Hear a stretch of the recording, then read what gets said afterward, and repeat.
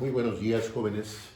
Pues vamos a continuar con nuestro paseo por la historia de la ciencia, porque realmente la astronomía, la cosmología, etcétera, pues son de alguna manera el nido de la cual muchas otras ciencias se han desprendido y por eso es muy importante, ¿no? Entre los astrónomos griegos, por cierto, me estaba yo comiendo a alguien muy importante, que es Eratóstenes. Eratóstenes trabajaba en la biblioteca de Alejandría, ya una biblioteca ya muy venida a menos, pero ahí trabajaba. Y eh, él lleva a cabo un experimento que está catalogado como uno de los experimentos más bellos de la historia de la ciencia. ¿Por qué se le llama así? Porque se obtienen conclusiones muy importantes a partir de un procedimiento muy simple. Y eso hace que un experimento sea en términos científicos muy bello, ¿no? Mientras más simple sea un experimento y mientras conclusiones más importantes puedan sacarse de él, es uno de los criterios para considerarlo como un experimento bello, ¿no? Interesante. Lo que Eratóstenes calcula es nada más y nada menos que el tamaño de la Tierra. Eso se dice fácil, ¿no? Pero no es un asunto sencillo.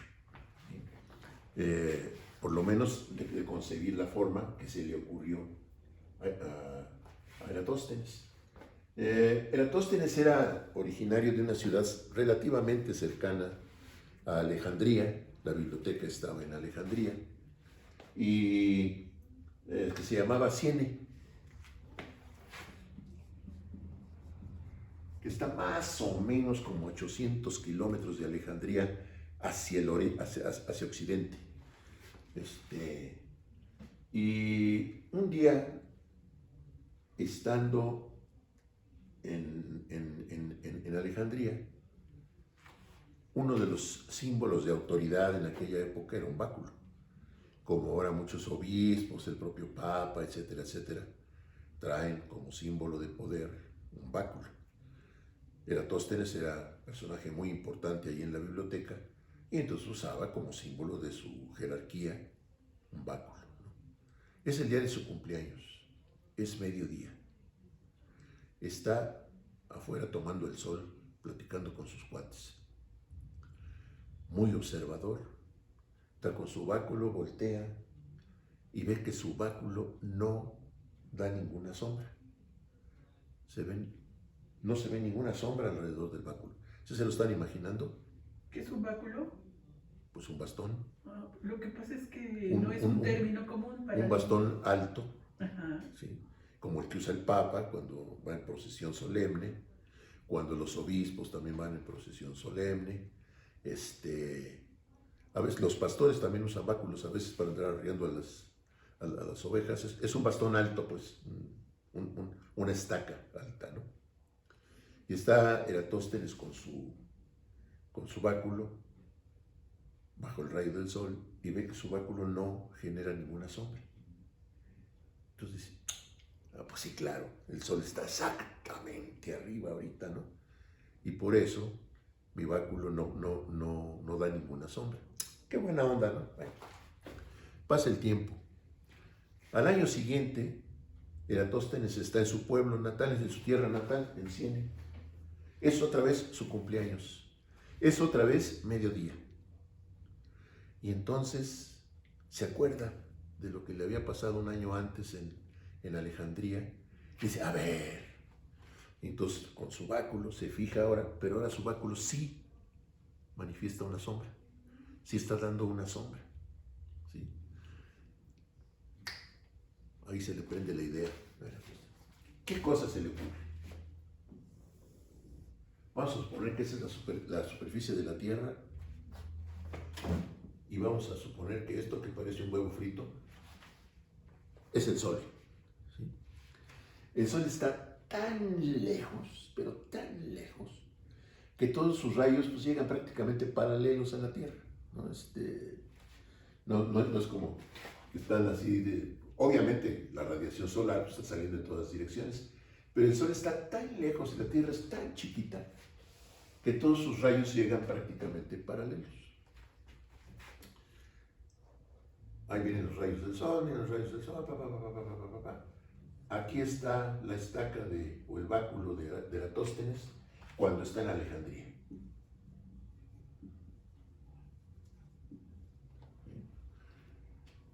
No hay ninguna sombra porque el sol está llegando exactamente por encima de la estaca y entonces no hay ninguna sombra. Bueno, pero un año después está en Ciene. Y ahí vienen los rayos del sol paralelos, ¿no? Paralelos, paralelos, paralelos, pa, pa, pa, pa, pa, pa, pa, pa, pa. Y ahora sí, el bastón, el báculo, da una sombra.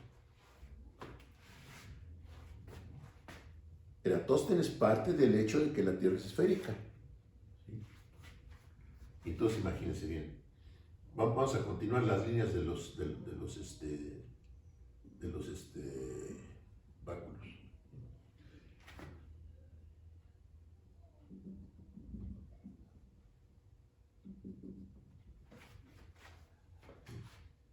¿Sí me van siguiendo? Aquí está la línea del sol, llega en Alejandría, continuamos la línea del rayo del sol. Ahora, otra vez, pero los rayos del sol vienen paralelos, ¿no? Entonces llega, pero si continuamos la línea del báculo, pues llegamos al centro de la Tierra. Van a coincidir en el centro de la Tierra. Eratóstenes se encuentra que ese ángulo, trigonometría que ya ellos dominaban, que ese ángulo es 1/50 de círculo. 1/50 de círculo.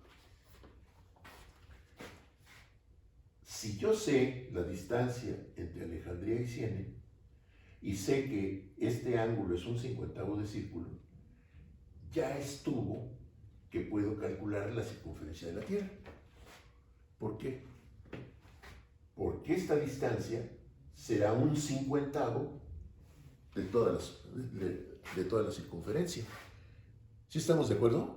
¿Sí se entiende? Sí. Bueno, fíjense. El problema era la distancia. ¿Cómo le hacemos para determinar la distancia? Ahora es muy fácil, un GPS y ya estuvo. ¿Sí? Yo puedo calcular mediante un GPS la distancia que hay entre un punto y otro, pero no había GPS. Si hubiera un camino recto, perfectamente recto, pues a lo mejor me voy a tardar, pero ahí voy con mi vara, ¿no? Y voy midiendo. No había caminos rectos. ¿Sí? Entonces, ¿cómo demonios calculamos la distancia entre Alejandría y Ciene? Ustedes no me lo van a creer, pero en aquella época las distancias se estimaban por lo que tardaba un camello en llegar de un lugar a otro. Dicen los especialistas, yo no soy camellero, ni soy veterinario, ni cosa por el estilo, pero dicen que los camellos agarran un paso constante. En las caravanas hay un paso constante. No aceleran y después se van más despacito, no, paso constante. Así se estimaba en aquellas épocas la distancia entre un lugar y otro. ¿Por cuánto tiempo tardaba un camello en recorrer esa distancia? Háganme el favor, ¿eh? Y Eratóstenes corrió con suerte, ¿no? Porque encuentran que la distancia entre Ciene y Alejandría era de más o menos el equivalente a 800 kilómetros. Ellos miden en estadios, ¿no? Que era una medida griega de distancia, que eran 180 y tantos metros, si no me equivoco. Por ahí andaba. Pero bueno, transformado ya a medidas actuales, la distancia entre Ciene y Alejandría eran 800 kilómetros. ¿Cuánto mide entonces toda la circunferencia de la Tierra? Pues si estos 800 kilómetros son 1/50, pues entonces la circunferencia de la Tierra, que podríamos indicar con C, pues va a ser 800 por 50, ¿no?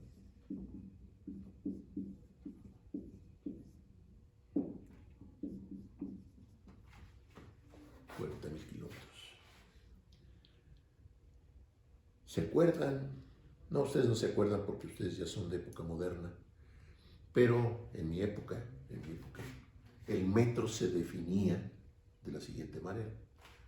Un metro es la 100.000.000ª parte de un cuadrante del meridiano terrestre. Va de más. ¿10 millonésima? La 10.000.000ª parte de un cuadrante del meridiano terrestre. La 10.000.000ª parte. Fíjense, estos 40.000 kilómetros pues son 40 millones de metros, ¿no?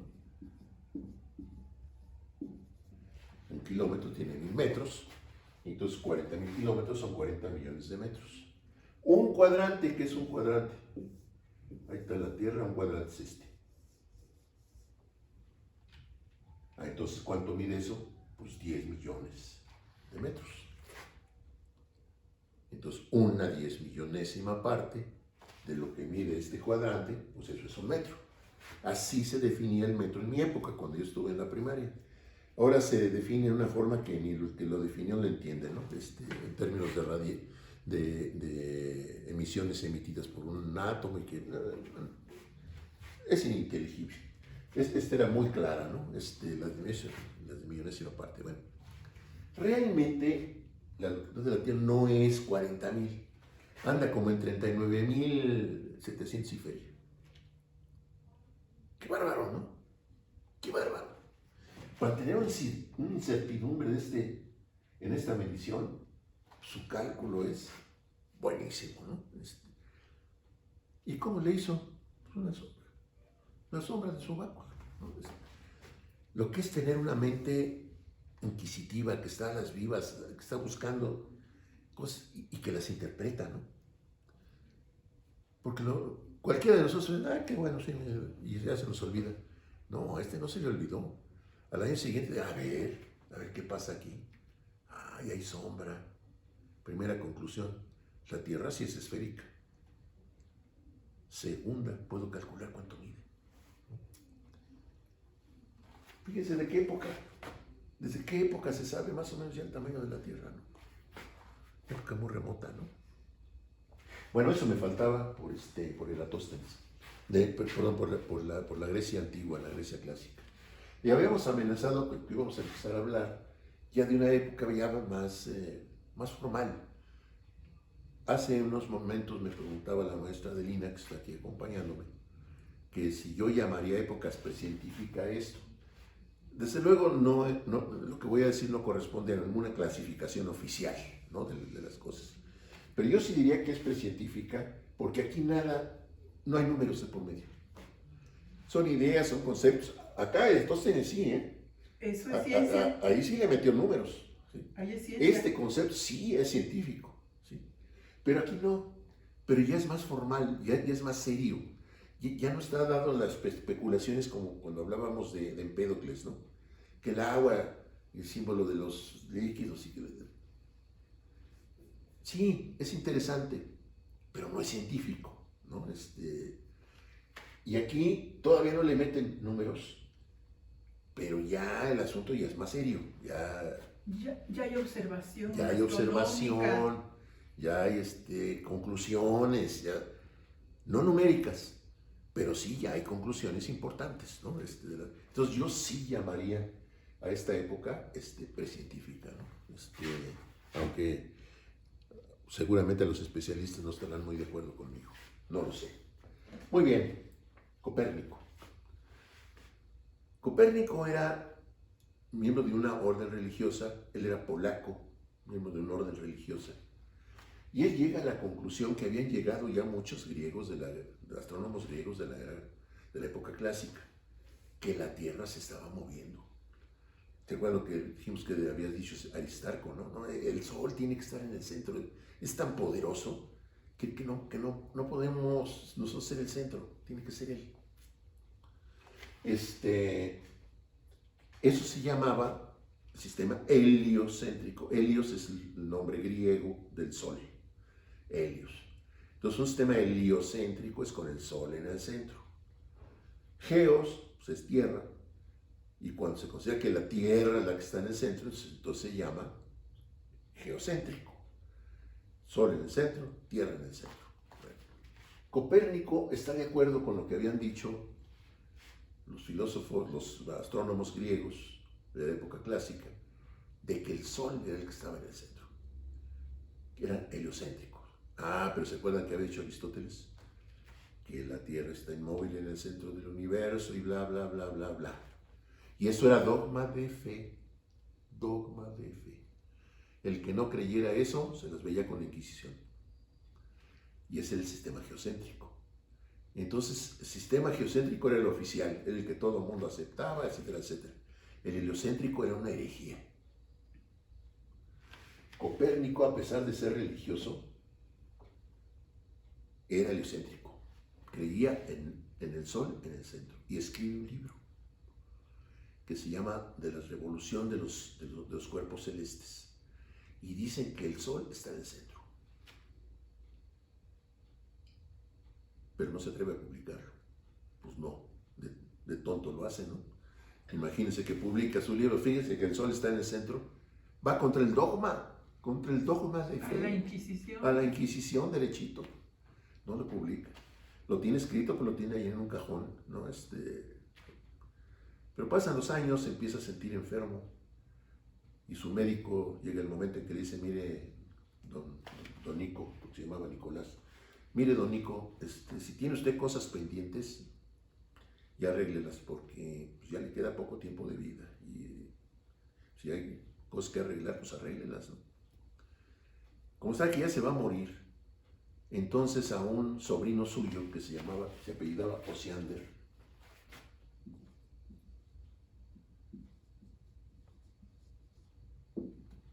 le encarga, ¿no? Dice, ven sobrino, porque entonces no era de imprimir así nomás, porque sí, ¿no? En primer lugar, las imprentas estaban en las grandes ciudades, ¿no? Había que hacer cola, obtener permisos, etc. No era ahora que uno puede mandar publicar ahí en cualquier imprenta, hago 10 ejemplares de mi libro, los reparto y ya estuvo. No, en aquella época imprimir era una cosa latosa, que requeriría muchos trámites, ¿no? Ella no puede hacerlo personalmente, entonces le pide al sobrino, oye, sobrino, mira, aquí tengo un libro que quiero que se publique. Vete a la ciudad fulana y ve que se publique. En el camino, el sobrino lee el libro. Dice, híjole, en la que se va a meter mi tío. Donde de esto se entere la Inquisición, no, pero no se la va a acabar, ¿no? Y entonces le agrega al final de su puño y letra del sobrino un epílogo. ¿Qué cosa es un epílogo? Lo contrario de un prólogo. El prólogo va al principio, ¿no? Y normalmente es del propio autor o de algún cuate que le escribe ahí una nota introductoria, ¿no? Este cuate no se atreve a ponerlo adelante porque pues, de alguna manera le tiene respeto al tío, pero sí escribe un epílogo y lo pone al final. Ese epílogo lo que dice es que lo que presenta ahí el autor no es necesariamente una representación de la realidad. Es un ejercicio de imaginación para ver qué pasaría si fuera el Sol el que estuviera en el centro y no la Tierra. ¿Sí? Bueno, presenta el libro. ¿Cómo ven la aclaración que él hace? Pues que se imprima, ¿no? Se imprime el libro. Había que esperar pues, que el libro se imprimiera, porque era un proceso largo, ¿no? No era de que venga mañana, ¿no? Sino, pasa el tiempo hasta que por fin le dan al sobrino los ejemplares que había ordenado, ahí regresa, Copérnico ya se está muriendo. Dicen que lo único que alcanza a hacer es medio ojear su libro, ojearlo y haberlo impreso, ojearlo, y se muere. ¿Quién sabe qué hubiera pasado si llega al epílogo, en esa... y ve lo que el sobrino había ahí escrito? Bueno, sea como sea, la Inquisición se entera del libro y de inmediato va a dar una lista de libros prohibidos. Ese libro de libros prohibidos tiene su nombre oficial, es Index Librorum Prohibitorum.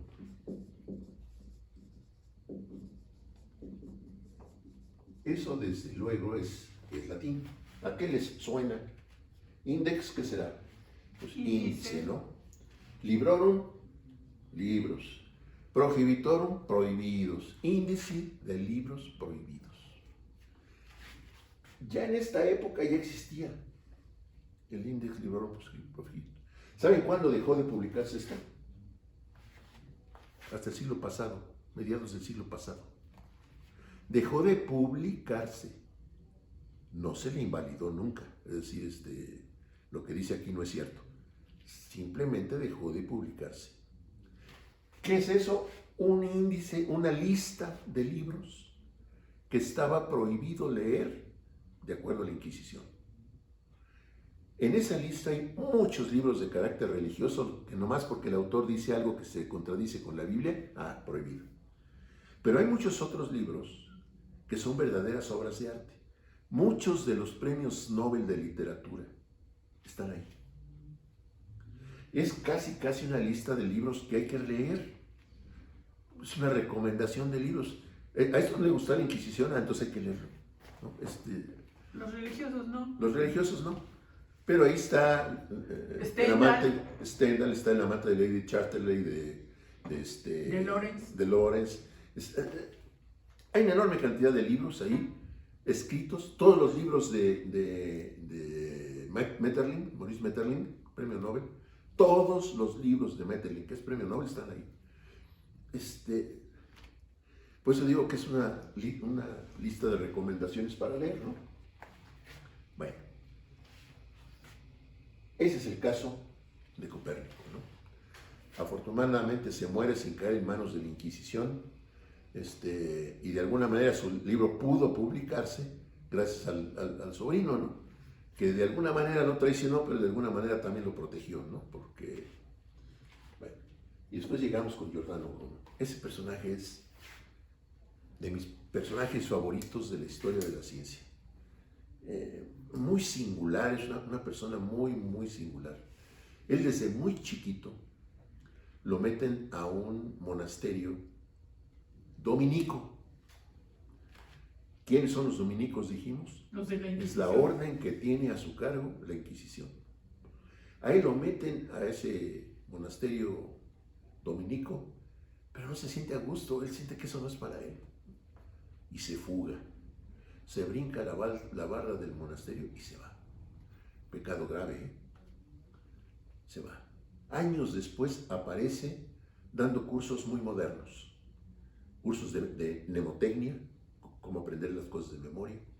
Cursos de lectura veloz. Que ahora se están dando. Que ahora se dan muy modernamente. Cómo leer rápidamente un texto y entenderlo. ¿Sí? Oratoria. Y tiene mucho éxito. Es muy solicitado. Además dicen que tiene una plática muy agradable, muy culta, pero al mismo tiempo muy amena, muy divertida. Entonces tiene a todo el mundo embobado, ¿no? Con sus... Pero Bruno es heliocentrista. El sol está en el centro. Pero no nada más eso. En un libro que se llama... ¿Cómo se llama el libro de Bruno? Ahorita les digo. ¿Cómo se llama el libro de Bruno?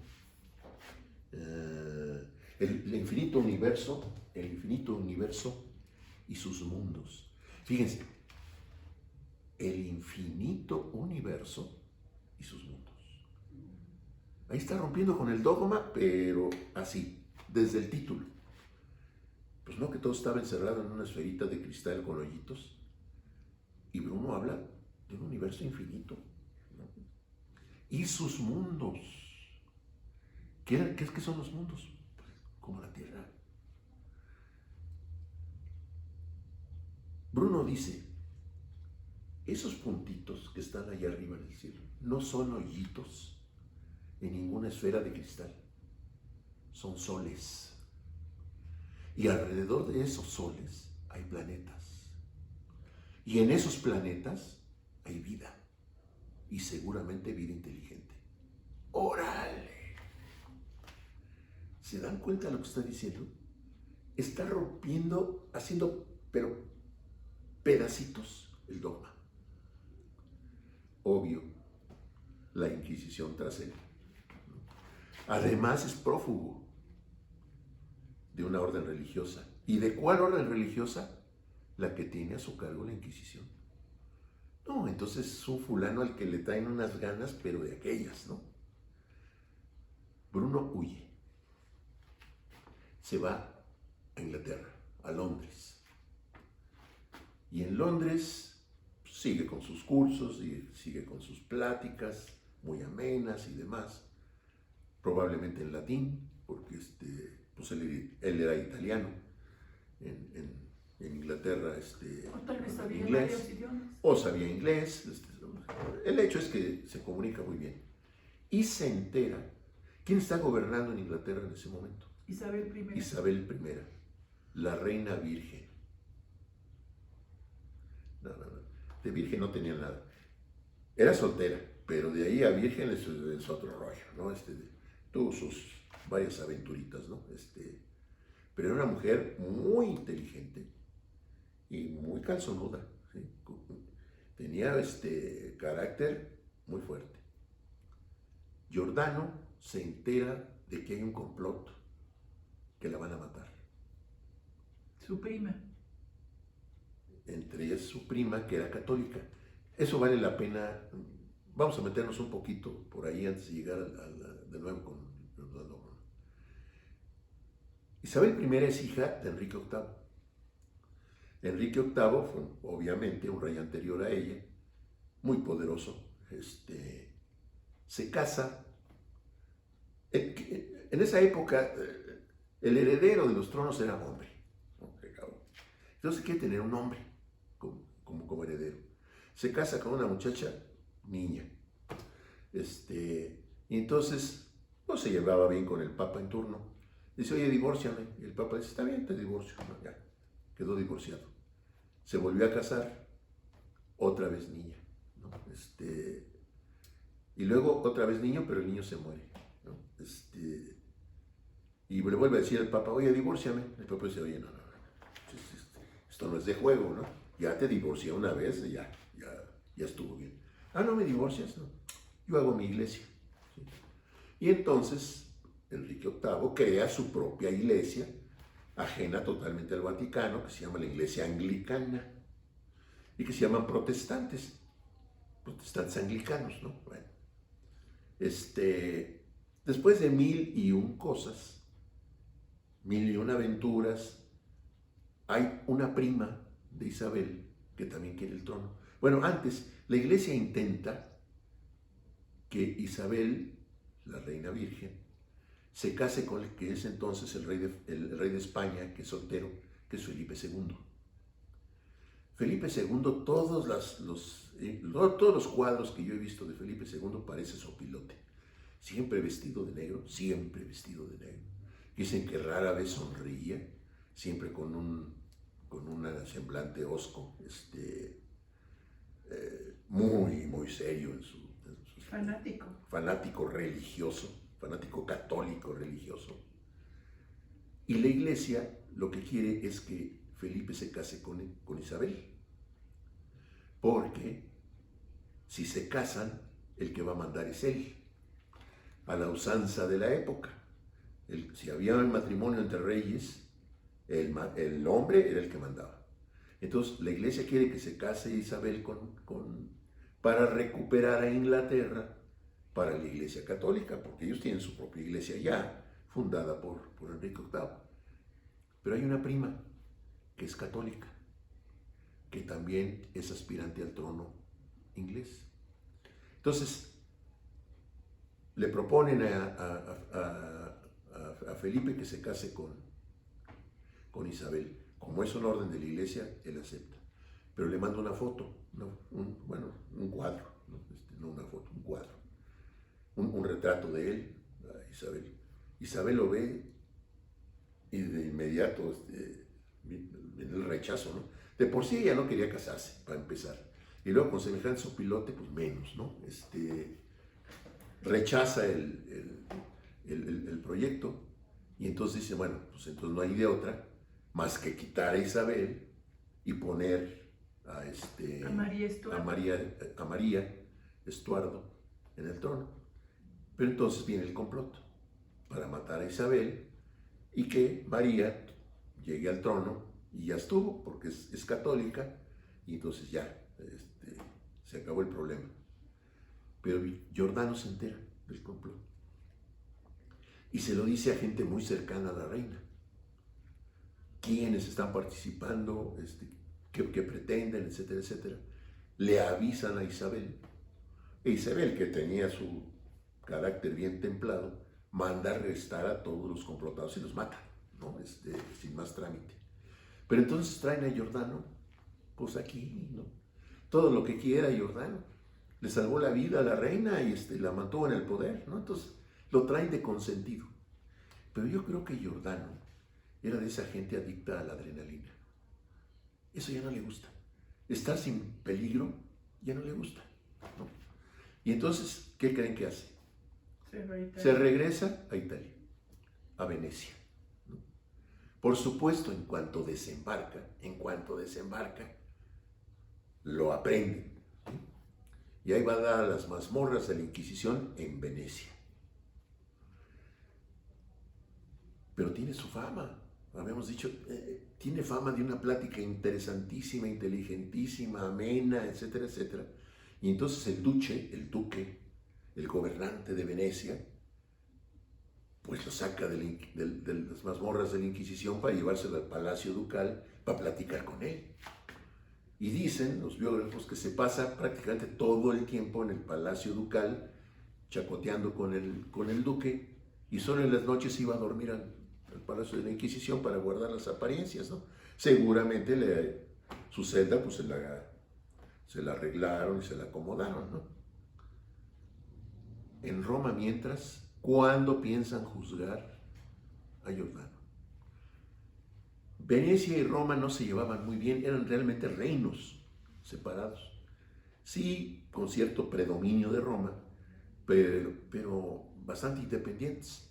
Y el duce nomás dándoles largas. Sí, ya vamos a hacerlo, ¿no? Pero él seguía endeosado con las pláticas con Giordano. Pasan como 3 años hasta que la Inquisición en Roma ya se cansa. Entonces le ordena al duce que le entregue a Giordano. Y entonces sí, empieza el calvario de Giordano. Se lo lleva a la Inquisición romana y lo empieza a someter a tortura. El propósito inicial, como realmente no tiene que quitarle, pero es un prófugo de la orden dominica, entonces tiene que abjurar de todo lo que enseña, tiene que renunciar a todo lo que ha promulgado, de que el sol está en el centro y que quién sabe qué, y Giordano no se dobla. 7 años lo tienen sometido a proceso en Roma en manos de esos sádicos. Imagínense nada más, 7 años. Y no se quiebra, Giordano, se mantiene en lo dicho. Ya están hartos de él, lo juzgan, ya viene el juicio formal y lo declaran a morir quemado en la hoguera. Pero pues había que agarrar turno, pues no era de que ya ahorita, ¿no? Pues había cola, ¿no? Entonces agarra su ficha y espere a que le toque el turno. Empieza a hablar con sus carceleros, los empieza a convencer de sus ideas. No falta el chismoso que iba a decir a la Inquisición, oiga, aquel está hablando con los carceleros y los está convenciendo, ¿eh? Ahorita arreglamos el asunto. Y la Inquisición diseña una bellísima mordaza que le agarra a Giordano la lengua, le atraviesan un tornillo para que no pueda hablar. Así se pasa los 3 últimos días de su vida. Más imagínense, ¿no? Más imagínense eso, ¿no? Yo creo que cuando Giordano ya iba rumbo a la hoguera, ha dicho, bendito sea Dios, ¿no? Ya se acabó esto, ¿no? Ya, pero todavía, ya en la hoguera, le quitan la mordaza. Y lo último que dice, se dirige a los que lo juzgaron y les dice, antes de 1 año nos veremos en el infierno. Y coincidencia o no, se van muriendo, ¿no? ¿Se mueren todos antes de 1 año? El 17 de febrero del año 1600, en una plaza en Roma que se llama Piazza di Fiore, o sea, la Plaza de las Flores, ahí lo queman vivo, ¿no? ¿Qué? Hay, desde luego, está disponible el acta del juicio que le hacen a Jordán. Si lo buscan en internet, seguramente lo van a encontrar. Pongan ahí acta de inquisición de Giordano Bruno y seguro que la encuentran, ¿no? Esa es la historia de Jordán. Para mí, uno de los primeros mártires reconocidos de la historia de la ciencia, ¿no? Por andar diciendo que el sol está en el centro, así le fue, ¿no? Johannes Kepler y Tycho Brahe. Kepler, alemán, Tycho Brahe, danés, de Dinamarca. Johannes Kepler es un hombre de familia muy pobre, al que le caen todas las desgracias posibles en su juventud. Es sarnoso, tiene sarna. Eso que puede parecer intrascendente, en la época era incurable. Hace como unos 40 y tantos años hubo aquí en la Ciudad de México una epidemia de sarna. Es un mal provocado por una arañita microscópica que se mete abajo de la piel, hace túneles abajo de la piel, pone huevitos, sigue haciendo túneles abajo de la piel, sigue poniendo huevitos. Luego de los huevitos salen otras arañitas y siguen haciendo túneles y poniendo huevitos. Y si eso no se atiende, al rato son una roncha andando, ¿no? Y en esa época no había cura. Había paliativos, ¿no? Algunos medicamentos que bajaban un poco la comezón y demás, pero no había cura. Cuando hace más o menos 40 y tantos años hubo la epidemia aquí en la ciudad, pregúntenle a sus papás, seguramente lo recuerdan, había que hervir la ropa y ya había medicamentos, pero era una lata deshacerse de eso, ¿no? Siempre como que nos han caído epidemias muy extrañas, ¿no? Bueno, Kepler, sarnoso, pobre, miope, no ve bien, y es un enamorado de la astronomía. Imagínense al pobre, un enamorado de la astronomía, miope. Tiene una mamá bruja. La Inquisición agarra a la mamá, la somete a juicio, Kepler la defiende. Pero realmente no era bruja, era herbolaria, ¿no? Bueno, Curandera, pues brujos no hay. Brujos. Es gente que sabe ciertas cosas y el uso de ciertas hierbas y medicamentos y demás, ¿no? Pero lo que es un brujo en el sentido inquisitorial de brujo, eso no existe, ¿no? A la mamá la acusan de bruja. Interviene Giordano. Fíjense la habilidad que ha de haber tenido argumentando. Además no tenían dinero, eran pobres, ¿no? Entonces el interés en que confesara a la mujer pues, era muy bajo, ¿no? La salva de la Inquisición, la salva. Ojo con eso, la habilidad verbal del Kepler, ¿no? Kepler quiere demostrar, empieza a hacer un poco de matemáticas en el asunto, quiere demostrar que las órbitas de los planetas son circulares. ¿Por qué quiere demostrar eso? Porque Platón había dicho que la forma geométrica perfecta era el círculo. Como Dios no iba a hacer las cosas imperfectas, es Dios, ¿no? Entonces necesariamente las órbitas de los planetas tenían que ser circulares. Pero él lo quiere demostrar. Pero necesita datos de observaciones astronómicas que él no tiene. Pero se entera que en Dinamarca hay un señor que se llama Tycho Brahe, que sí los tiene. Y entonces decide ir a hablar con Tycho Brahe para que le preste los datos que él necesita para ese propósito, demostrar que las órbitas son circulares.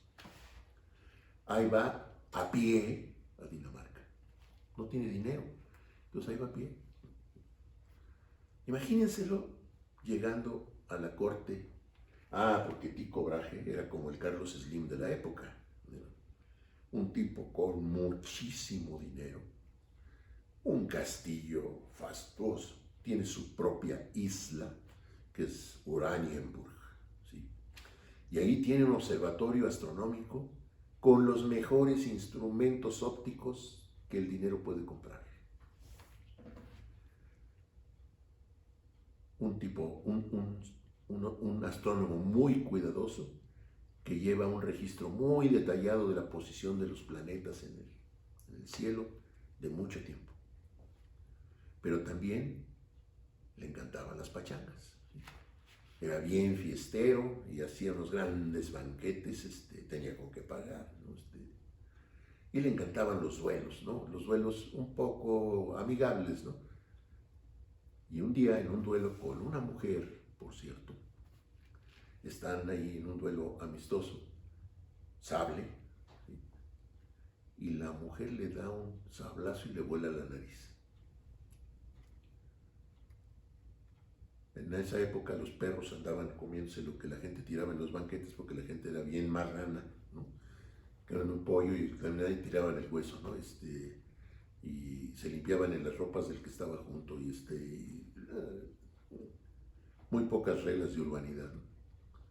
Y entonces había perros, ¿no? Que andaban recogiendo lo que la gente tiraba. Seguramente pues le rebanan la nariz y algún perro pues, luego.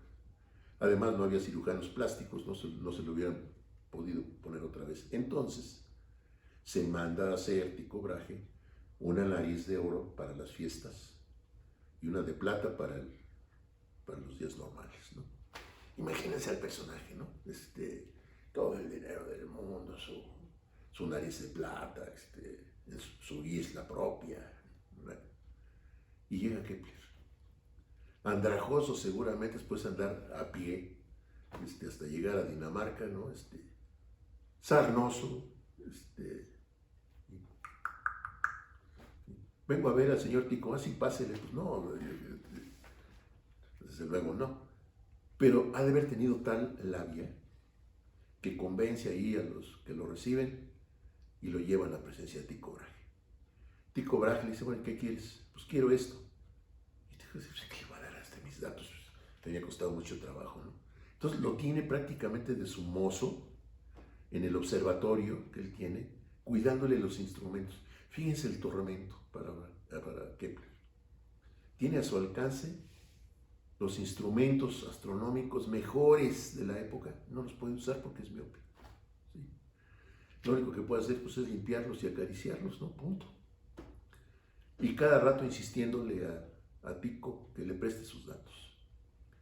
Un buen día agarra a Tycho Brahe de buenas y Tycho decide prestarle sus datos. Si para algo sí son muy buenos los miopes, es para copiar, porque de cerca ven muy bien. Y entonces copia los datos de Tycho con mucho cuidado, los datos de observaciones astronómicas que tiene, le da las gracias y se regresa a su casa, otra vez a pie. Cuando regresa ya la Inquisición agarró otra vez a la mamá y ahora sí no estaba él. Antes de irse a Dinamarca, por cierto, se me pasó, antes de irse a Dinamarca contigo se casa con una mujer igualita a la mamá. Ahora ya tiene 2 brujas en casa, ¿no? Ya, el complejo de Edipo. Sí, el complejo de Electra. Cuando regresa ya la mujer ya lo dejó, la mamá ya se murió, está solo. Se pone a hacer cálculos. 8 años tarda en hacer los cálculos, porque eran a manita. Nada de que la Voyage o que la Texas o que la... Era a mano, ¿no? Se pone a hacer los cálculos a mano. 8 años se tarda. ¿Qué encuentra? Que las órbitas son elípticas, no circulares. ¿Sí? Me equivoqué. No puede ser. Mis cálculos están mal. Los rompe. Empieza de nuevo. Ya se tarda nomás 3 años porque ya había agarrado callo, ¿no? Ya había agarrado práctica. Se tarda 3 años. Conclusión, las órbitas son elípticas. Lo publica. Tiene la honestidad científica de publicar lo que encontró, pero para él es una tragedia personal. Las órbitas no son perfectas. Entonces, a ver cómo está el asunto. ¿Sí? Primera ley de Kepler. Perdón, segunda ley de Kepler. No, primera. ¿Qué dicen las leyes de Kepler? ¿Qué dice la primera? los planetas se mueven alrededor del Sol en órbitas elípticas, con el Sol en uno de sus focos. El Sol se mueve, los planetas se mueven alrededor del Sol en órbitas elípticas, con el Sol en uno de sus polos, de sus focos. Ahí les dejo de tarea que dicen la segunda y la tercera. La segunda la publica junto con la primera en un libro. La tercera la publica como algunos años después, por separado. Son las famosas 3 leyes de Kepler. Ahí les dejo de tarea que dice la segunda y la tercera. Y por último, de este rollo, Galileo. Galileo Galilei, también italiano, él nace en una ciudad que se llama Pisa y desde muy jovencito demuestra una inteligencia superior. Entra a la universidad ahí de Pisa, sale muy bien y pertenece a un grupo que se llaman los linces.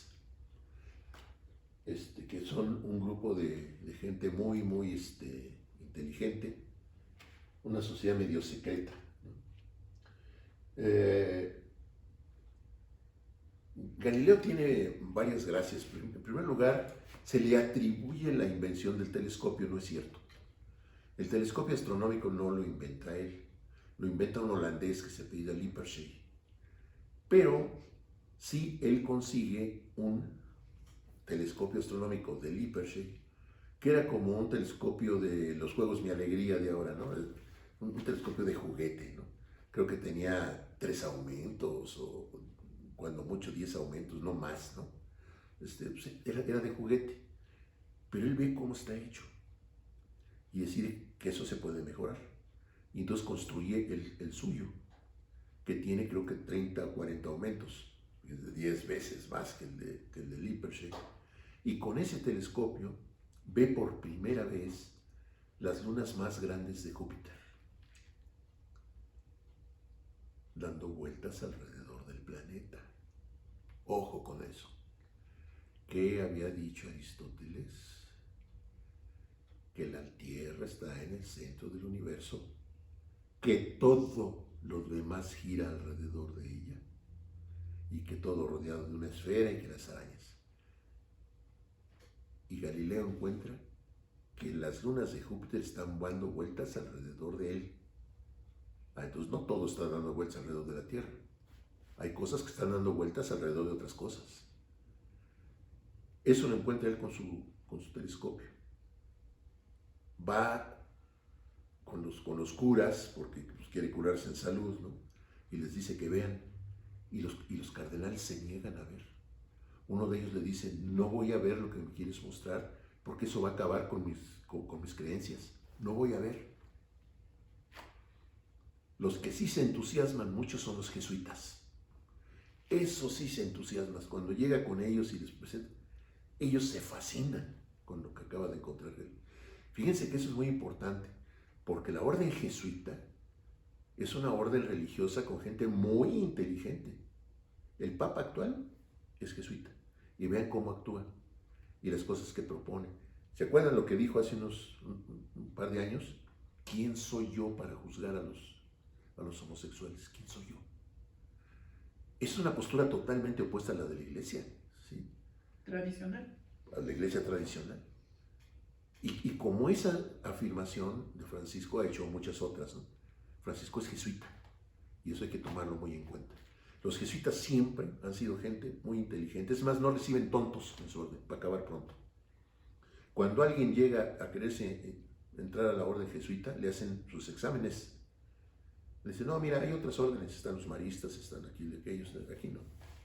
Ellos reciben a más gente que tiene un cierto grado de inteligencia superior a cierto nivel. Bueno, pero eso es otro rollo. Escribe un libro que se llama, ahorita les digo cómo se llama.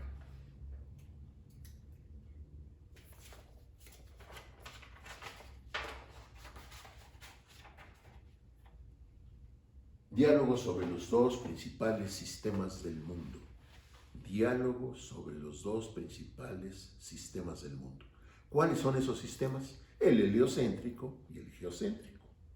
El Sol en el centro o la Tierra en el centro. Y lo hacen en forma de diálogo entre dos personajes. Uno que se llama Salviati. En el nombrecito lleva la jiribilla, ¿no? El sabio, el listo, ¿no? Ese defiende el sistema heliocéntrico.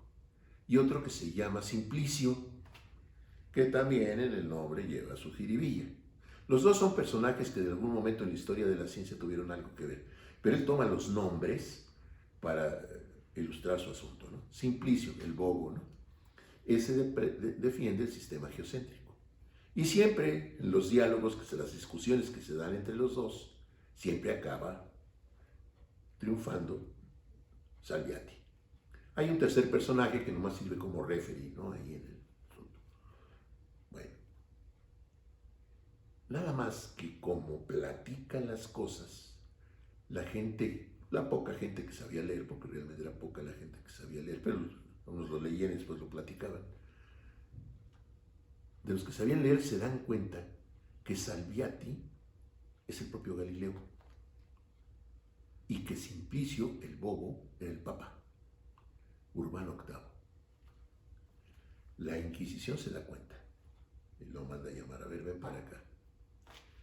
Primer lugar, ¿qué es esto del heliocentrismo? No, pues yo nomás estoy aquí en un juego viendo qué pasaría si uno o la otra, ¿no? Sí, pero no te hagas tonto. Estás poniendo de sonso al Papa y tú acá te estás ensalzando. Y eso te va a costar. Urbano VIII, Maffeo Barberini se llamaba, había sido amigo de la infancia de Galileo. Jugaban al trompo y a las canicas. Empiezan a crecer. El Papa se dedica a la iglesia, Maffeo se dedica a la iglesia y llega a ser el Papa Urbano VIII. Y Galileo se dedica a la ciencia y llega a ser Galileo. Urbano VIII, que era su cuate, se entera. Y entonces le dice a la Inquisición, miren, hagan lo que tengan que hacer, corríjanlo, pero no me lo toquen. Es mi cuate. Sí, pues, es mi cuate. Claro, seguramente no les dijo eso, ¿no? De que es mi cuate, pero yo soy el Papa y hagan lo que tengan que hacer, pero no me lo toquen. No, pues qué chiste, ¿no? Pues el chiste de la Inquisición era torturar, ¿no? Entonces, no lo pueden torturar, entonces nomás lo regañan, ¿no? Y que no vuelvas a enseñar esto, largo de aquí. Se va. Galileo, en lugar de decir de la que me salvé, se envalentona, ¿no? Dice, no, pues estoy palancas, ¿no? Estos no me hicieron nada, ¿no? Y entonces anda peor de desbozalado, con pláticas sobre el tema y etcétera, etcétera, etcétera. La Inquisición se vuelve a enterar, ahora sí va en serio. Te advertimos, te dijimos, te ordenamos. Ahora va en serio. El Papa se vuelve a enterar. Para fortuna de Galileo, era el mismo Papa, ¿eh? La Inquisición lo agarra con otro Papa y quién sabe cómo le hubiera ido. Pero es el mismo Papa. Y el Papa vuelve a intervenir. No me lo toquen. No. Y entonces a la Inquisición lo único remedio que le queda es declararlo en arresto domiciliario, como estamos la mayoría de nosotros ahorita, ¿no? Pero lo hacen abjurar. Sí. Sin embargo, lo hacen abjurar. ¿Qué es eso? Negar todo lo que él había afirmado. Y así como pueden encontrar el acta del juicio de Giordano Bruno, también pueden encontrar el acta en la que se obliga a Galileo a abjurar. Y no nada más eso. Está el texto que le obligaron a decir a él. ¿Sí? Si no lo encuentran, sí lo encuentran. Son documentos relativamente fáciles de encontrar en internet. Algunas leyes del movimiento también se deben a Galileo. Caída libre. El concepto de que dos cuerpos, si son soltados en el vacío, fíjense, dos cuerpos soltados en el vacío caen al mismo tiempo al piso, es una idea brillante. ¿Por qué? Porque no había vacío, no había dónde experimentar eso. Sin embargo, él lo intuye. Si yo, ¿a qué voy con eso? De la planta alta de su casa sueltan una pelota y una pluma. No, pues la pluma va ahí bailoteando en el aire mientras la pelota directo. No llegan al mismo tiempo. Pero si eso ocurriera en el vacío, es decir, sin aire, entonces la pluma y la pelota llegarían exactamente al mismo tiempo al piso. Eso no podía experimentarse. Sin embargo, él lo intuye. Y es una realidad. Ahora el experimento, hay miles de videos en el que se ha hecho el experimento y ahí están cayendo exactamente al mismo tiempo. Todas esas cosas, Galileo era un tipo brillante, muy brillante, que tiene mucho que ver con Kepler. Kepler y Galileo se carteaban, ¿sí? Y en una de las cartas, Kepler le pide a Galileo que le mande uno de sus telescopios. Pues yo creo nomás para tenerlo, pero le pide que le mande uno. Galileo nunca se lo manda, ¿no? Finge demencia y le contesta esa carta, ¿no? Pero sí había relación entre los dos, ¿no? Ahora sí, ya en la próxima sesión vamos ya a hablar de cosas ya en el plano científico. Y vamos a ver cómo las teorías muy modernas, empiezan ya a dejar de serlo un poco y vuelven un poco a la especulación y a las ideas ahí un tanto cuanto trasnochadas, ¿no? Pero eso lo veremos en la próxima ocasión.